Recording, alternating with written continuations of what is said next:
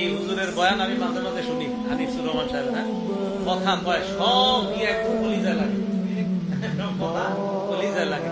একটা বয়ান করছে, কতবার যে এই বয়ানটা আমি শুনছি জানেন না।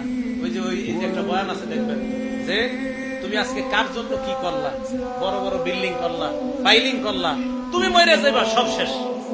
এটা জানেন না, এত হিট করছে এই বয়ান, দিলে হিট করে। কি কইল উনি?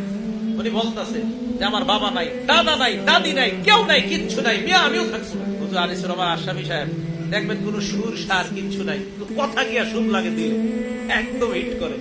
কি আজীব আমলি মানুষ তো, আমলি মানুষ তো যা কয় তাই ভালো লাগে। আমলি মানুষ দেখবেন যা কইব সেটাই ভালো লাগে। আপনাকে যদি একটা থাবরও দেয় আমলি মানুষ, জি হুজুর মারেন, আমারে মারেন, তাও ভালো লাগবে। যারা আমলি মানুষদের কাছে বেশি বেশি যাবেন, যারা আমল করে তাদের কাছে খুব বেশি যাবেন।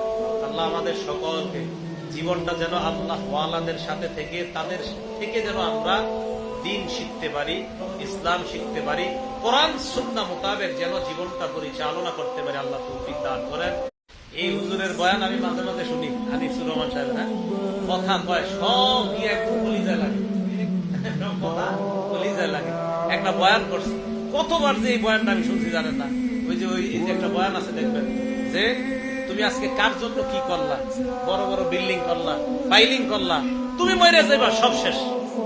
এটা জানেন না, এত হিট করছে এই বয়ান, দিলে হিট করে। কি কইল উনি? উনি বলতেছে যে আমার বাবা নাই, দাদা নাই, দাদি নাই, কেউ নাই, কিচ্ছু নাই, মিয়া আমিও থাকছি। হুজুর আনিসুর রহমান আশরাফি সাহেব দেখবেন কোন সুর সার কিচ্ছু নাই, কথা গিয়া সুর লাগে দিলে একদম হিট করে। কি আজীব আমলি মানুষ তো, আমলি মানুষ তো যা কয় তাই ভালো লাগে। আমলি মানুষ দেখবেন যা কইব সেটাই ভালো লাগে।